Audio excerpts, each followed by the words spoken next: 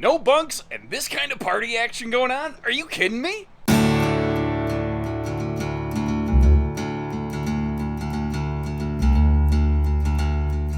Hello everybody, welcome to Bish's RV here at Coldwater, Michigan, my hometown store, taking a look at the 36FL. And this is, I think it has the best outside party patio space of any front living fifth wheel I've ever seen. Frankly, I think it's better than most bunkhouses, what they've done with like the little camp kitchen arrangement on this one. It's a front living fifth wheel that said, what if we took all those corporate McStuffy pants, boring front living fifth wheel rules, all the things we're supposed to do, and we threw that rule book out and we made our own instead. There's so many things they've done differently, but the things that are really important, I think they've really nailed here. So first and foremost, on the outside of this thing, like I said, I think it's got one of the coolest, best outdoor patio spaces, patio spaces that you've ever seen. We're gonna roll with that. It's a patio system. But on the driver's side of this, where your hookup bay is located, almost every fifth wheel has all of your hookups all the way at the front of the RV, which is often too far from where the park campsite hookups are. So you often need to bring extensions with you. This one puts all the hookups in the best location, and it brings with it like a diesel pusher slide out kind of cargo tray with a really sweet camp kitchen outdoor entertainment system, or patio space as apparently I'm calling it. One of the very few downsides this one has is it does have limited outside patio access, but they have the awning in the exact place that you would really, really want it, encompassing the camp kitchen where you want to be hanging out with your camp chairs. It makes a ton of sense. And, you know, it checks the front living room boxes. You've got a direct-facing entertainment center. It has a fully facelifted interior. I'd really like to know what you people think about that. You know, what do you think about the new direction they've gone with their decors on these? Also, they've bumped up their solar package as compared to last year. Still optional, but you'll get a look at it today. But if you notice, this one says, what if we just didn't have a traditional dining arrangement? What if, you know, people were eating outside, or they were, you know, munching a meal at the front sofa? They did it differently here. That might work for some folks. It might not work for some folks. And I'd love to hear your feedback as we go. Kind of like the awning. I'll show you the good with the bad. It's got a couple cool points. It's got a couple weird points. I might be one of those. But let me know what you think, good, bad, ugly, or otherwise, and let's get going. I've talked enough. Now, as we go through these, this, as it were, I welcome kind of any and all feedback. If there's something you see, you like, you dislike, feel free to drop a comment on that, or don't. I can't really tell you what to do. Now, they've gone, I would ask you, let me know what you think about the updated wood tones on this, though. Any of the actual cabinetry is going to be one tone. The slide fascia, they kind of gave it a little bit of a darker accent that kind of bleeds into the seating to sort of connect the dots a little bit. Now, I'm not an interior decorator or anything like that, so I'm not, all I'll say is that I don't mind the look of it. I do like that the bulk of the cabinetry looks one way. You know, usually when cabinetry is consistent, nobody dislikes that. When cabinetry becomes inconsistent, some people like it, some people don't. Things that are a one-tone look tend to be very generically appealing.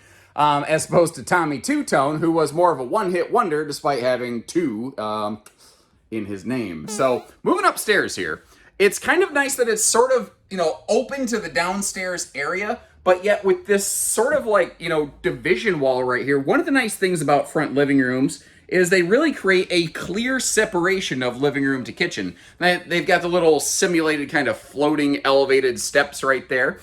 We've got a very cuddle compliant theater love seat straight across from the entertainment center right there. And you might notice you don't see a TV, as you might estimate it's on some form of televator. They are using a power televator here. I'll give you a good look at that in just a second. And just to let you know, we're about to flip over into wide angle view so I can get you this cool little cutaway footage. You know, all the windows have blackout roller shades. The TV's on that power televator. It does have its own privacy shelf. And there's a big, deep shelf behind that television up through the nose cap. So where I think that might be cool is if you wanted to decorate, put like some plants or something up there. Obviously, remember, you need to stretch before doing any sort of Karate Kid action. I failed to do that. I think I blew a hammy. I'm gonna work on that. I think we're gonna make it though. But what I was saying is this back here is super, super deep, as you can see. So if you want to decorate that with some plants, maybe a little cat bed, I could totally see a cat just laying up there and soaking up the sunlight, as it were. Now you've got breeze windows all the way around these theater seats. You may notice white accent lights above that. No one ever seems to get upset over white lights, except for, well, Gizmo, the Mogwai. Gizmo, Mogwai. I do my own voices, by the way. No voice modulation required. One thing I do want to address, I would love it if one of these sofas could be a desk, but you might notice for structural reasons that slide doesn't actually go all the way down to the floor. It's kind of a false bottom to that sofa. It's just deep enough to hide the trifold sleeper sofa. So if you put a desk in there, your legs wouldn't exactly fit. Otherwise, oh, buddy, shut up and take my money. I would be all about that. Mr. Richard Vale, regular Bish's RV viewer, will be delighted to know that is a very cuddle-compliant theater seat right there, as opposed to one with a hard divider. He is very adamant, very vocal about that, and I always appreciate his input. You may have noticed that vaulted ceiling in here also opens things up and gives you just nice, big, open feels, which is tremendous. And the air conditioners, they're not whisper ducted or anything like that, but they are dual 15,000s, and they're both shared into the central ducting, one in the front, one in the back. So you should have some very even cooling with 30,000 BTUs of cooling power. And that's a lot. That's a lot of cooling capacity right there. But again, one of the things that really defines this, like so far, yeah, you know what? This is just like every other front living room maybe you've ever seen. It's what happens down here on the lower deck that really, really defines it. It's got some excellent kitchen prep space, but if you're doing the math, if you're looking, they've gone away from the traditional dining arrangement. Not everybody is really looking for a traditional like dinette nowadays, and they went with that sort of swivel stool breakfast bar right there. And just to kind of give you a look, let's start cracking open all the storage around here. Nice big oven on this one, sealed burner stovetop, which is very awesome.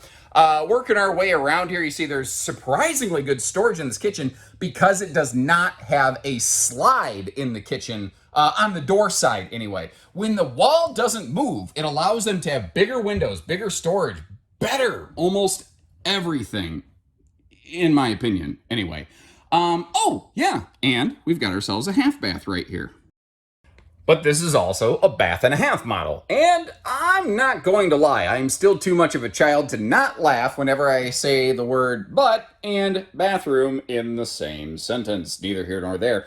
Porcelain foot flush stool with a flare with the dramatic. You can see some pretty decent comfy space around that thing. Now, as you may have noticed, they have these cool little kind of hanging baskets that they put in these. It's such a simple, inexpensive thing. Like, that's a DIY 101 level kind of thing that a lot of people add to bathrooms to add a little extra, hand towel space or something like that. I just think it's kind of nice they put them in right from the factory there. And then opposed from you got your little sink space, so you don't got to wash your bathroom hands in the kitchen sink or anything like that. And unlike many of these that I've seen, the butt napkin roller is actually in a place that you can easily reach it.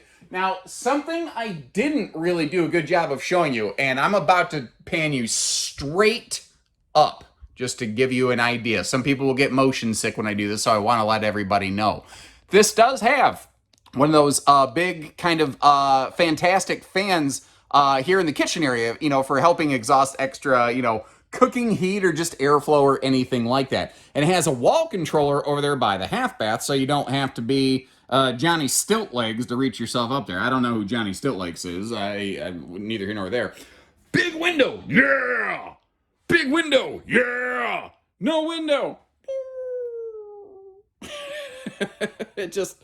it's just those little things sometimes.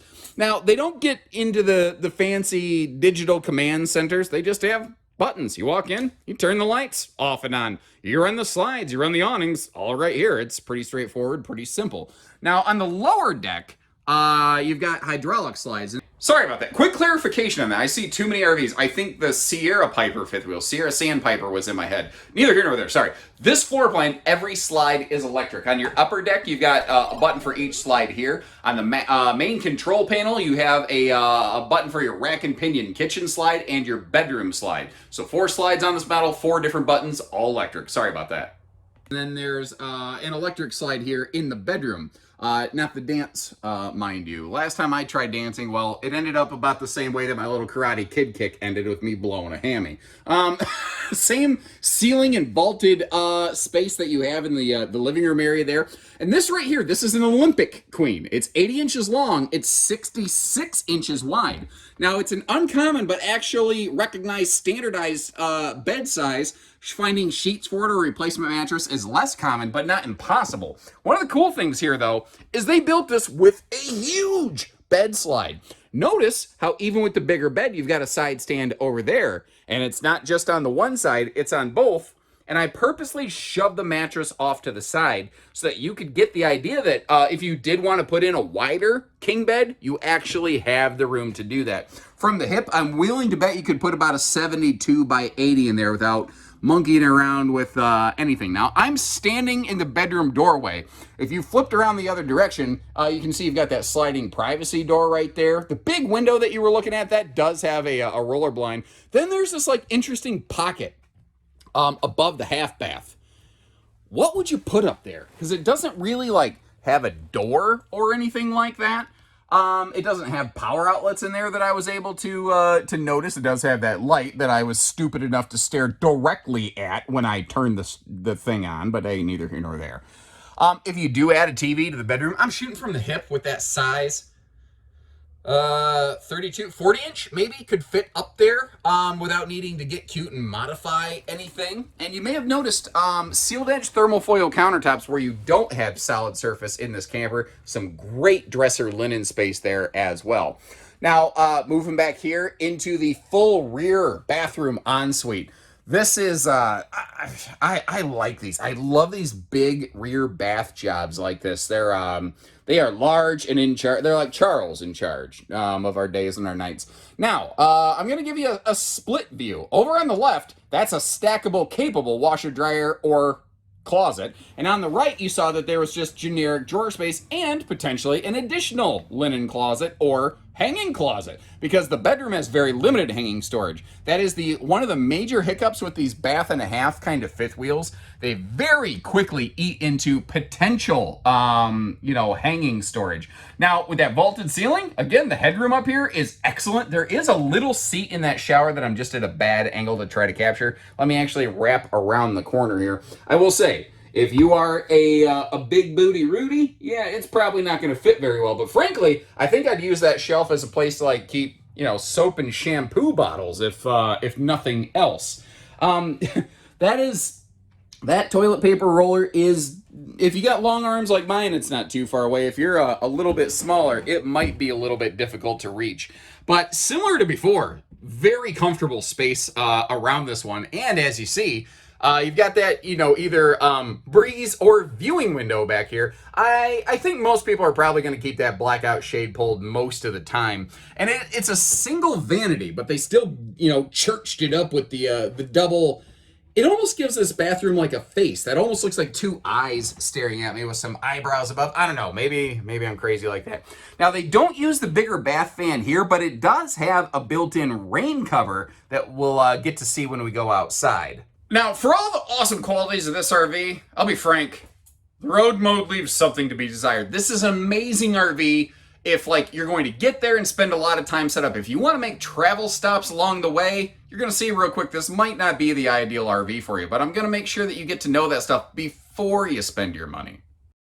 And holy cow, look at the reflectivity on that fridge. It's like a mirror. Anyway, by the way, did you notice the new mirrored front on the electric Tootsie Toast and fireplace? So when the slides are closed, the front living room area is not really functional. Maybe you can squeeze your way through there. I don't know why that really matters, though. There is plenty of room to be able to walk between the slide and the kitchen island or peninsula, as it were, to be able to get over there to that sink. And that is the one thing that this is very functional for in terms of in-transit use. You can definitely get to that big 20 cubic foot refrigerator very, very easily and completely. Now, the trick is, it unfortunately basically blocks access to the half bath right here. It bumps into that bottom slide fascia, and even if you got rid of that, it's right next to the main slide fascia anyway. So it's not really craptastic. It is snacktastic. You know, giving you that straight kind of info, that's one of the things I want to do. Now, in case you are curious, those two swiveling bar stools, those will actually strap down on the main bed when you're traveling. You know, they're too big to go under the bed, basically. So that keeps them out of the way so they don't jiggle bang and smash into every stuff. So kicking things off out here, let's talk towing. What's it going to take to move this monster down the road? Now, one thought here is if you have like a seasonal or park site, you could always have us just drop it off and deliver it to one place for you. You don't necessarily need to worry about towing it. But if you were planning on being a little bit more mobile, or you'd simply like that opportunity, my general recommendation for this is probably going to be some kind of 1 ton. 13,000 pound basically dry weight, and the size of this thing, the double slides up front, I don't think you'd really want less than a 1 ton. I don't know that you'd be disappointed hauling this sucker around with a dually. There might be some single rear wheels that could handle the hitch payload weight of this. I think that if you're going to, you know, stay local, a single rear wheel 1 ton might work. If you're going to go long distance and travel a lot, you're going to go through cross breeze country, I don't think you'd be disappointed with the extra stability you get off a dually. Now we're going to see this front pass-through compartment here open on the other side. One of the things, again, I'll tell you good with the bad, I kind of dislike the fact that they didn't give it any kind of magnet holdback. Those doors will kind of flap in the breeze. At the same time, I don't know that you're going to get in and out of that very often, so I don't know that's a major deal. Got the drunken uncle leash latch over here for the four-legged furry friends, and down below here, you will see 6-point automatic leveling and enclosed forced air heated underbelly, radiant barrier tank holding heaters, as well as the little armored accessibility thing. That was actually originally created by brands like Cedar Creek and Cardinal from Forest River, and has recently become very popular among the Salem Wildwood family of RVs. In case you're curious, I always mash those two names together because Salem and Wildwood are one RV under two different names. Heritage Glen and Hemisphere, literally the exact same thing. Now, the folding stable steps allow them to better balance this RV because if you notice, they overlap heavily with the wheel wells. So they were able to put those axles in a spot that best balances the front to back of the RV. Now, one of the key things to consider on this one, this might be a major point of concern for some folks. It's also a rear drop frame, and this is really the thing that makes the camp kitchen so awesome on this one. The back end drops down. The thing is, that means that it does have a little bit lower clearance on that backside, so depending on where and how you camp, you may want to check your clearance, with that being all the way behind the wheels. If you're going up a hill, like if you have a really steep driveway or something that you have to turn into, it could be a little bit of a problem to get in there. But like I said, I'll give you the good with the bad and help you make a better, more educated decision.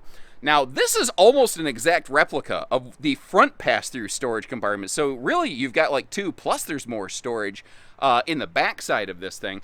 But it's this right here that gets me. All of this encompassed under the patio awning. This sweet little, pull-out Pardio. I keep saying Pardio. You know what? I'm not even going to fight it. We're going to embrace it. We're going to roll with it. Pardio space. Patio party space, where you've got the little griddle that slides out, this big chunk of countertop prep space where I'm sure somebody's going to have a cutting board and some limes going, making a drink of their choice. A real sink with a drain outside of the RV. One that you can actually reach. One that is, lower than your chesticles, as it were. One that is not all the way up by your face, where the only thing you can do is look like an Olympic diver getting ready to dive into a pool, to wash your hands. You got the bigger outside mini fridge. Almost came out of my mouth. I guess that technically makes sense, but it does sound weird. Not to mention the fact you got your own little outdoor entertainment going on over here, so that, again, if it is like a game day, if it's race day, or if you're just kind of wanting some noise to kind of fill out the air, you got a perfect little spot to do it. Now, again, it has only a single awning, but I think it covers the most critical space on this RV back here, where I think you really want the thing, so that you're, keeping your business area covered. If you step out of the entry door, which is covered by the awning, you want to hop back to what you're griddling on a rainy day, you can do it, really, without ever getting spritzed in the face. Now, we'll get you up to that roof ladder in just a minute. First and foremost, though, I want to take a look at the, as the technical term for this goes, junk in the trunk storage system right here, because as you see, you can keep a whole lot of junk inside that trunk. But that's not the only sweet little area for outside storage. I want to first give you the full look at this sucker right here, but then the other side of that rear drop frame pass-through storage compartment, you see that it has like one of those diesel pusher style slide out storage trays so that you don't have to go crawling up into this thing to get everything. Now, same as the front, these doors just kind of flap in the breeze, as you're sort of seeing right here. But this is the other thing that I was saying. All of your park hookups, they're back here at this in the most intelligent location for them on the RV. They're back here where your park hookup post tends to be, where your sewer stuff tends to be located. Now, there is a little bit of a hiccup on this floor plan with having a bathroom all the way in the back and a kitchen all the way in the middle on the other side of those tires. It does have two separate sewer outlets, so you have like a two-stage sewer outlet, but I don't see anywhere you have to like crawl under a slide to grab one of those tank pulls. Taking a look up at the roof area there, obviously fully walkable. You can see the dual 15,000 BTU air conditioners on this sucker. Also, today we're looking at the optional solar package. It does come with a battery from the factory, so if you get the solar package, don't let a dealer charge you extra for the battery that's already included. Little pro tip from Uncle Josh there for you. Also, that is now a 200-watt solar panel as compared to last year's 100-watt solar panel. So it is giving you a little bit more, well, double the juice, basically. Double the flavor, double the fun, double McGum. That's kind of tricky to say really fast. Sounds like Axl Rose taking you down to your shanana knees. I don't know why, that made me laugh. Okay, over on the left-hand side, you've got your inverter. That is there primarily to help keep that refrigerator operating in transit when you are zipping down the road. Now remember, in the Elite series, you still have a 20 cubic foot residential refrigerator. In the traditional non-Elite, just Heritage Glen and Hemisphere fifth wheels, those have a like a 16 cubic foot 12 volt DC compressor fridge. That refrigerator is not available in this fifth wheel series at this time. I know that there are some larger 12 volt big fridges coming into the marketplace. Alliance is the first that I've seen to do that. I do hope that trend continues. And I'd be kind of curious, if you had the choice, what refrigerator would you want in this thing? So as always, let me know what you think here. Now for some points of comparison. The, like a brand like Montana does a very traditional, very excellent front living room fifth wheel, very classy. If you're like, I don't care for all that Pardio stuff, I want that simple, just comfortable luxury kind of camping experience, take a look at that Montana. But if you kind of want to blend the two, you want a little bit of this and a little bit of that, take a look in the video description. I'll leave you a link to the North Point front living fifth wheel, which is one of my personal favorites. It might be my very favorite front living room. And let me know what you like, what you'd change. What do you think again about the new interior that they got going on in here? Is that a move in the right direction, or do you think they kind of missed? I like it, but I'm not real difficult to please, really. So I don't know that my opinion on that really matters a whole hill of beans. So thank you, folks, as always. Appreciate you tuning in. Take care. Stay safe. Have fun. Happy camping, everyone.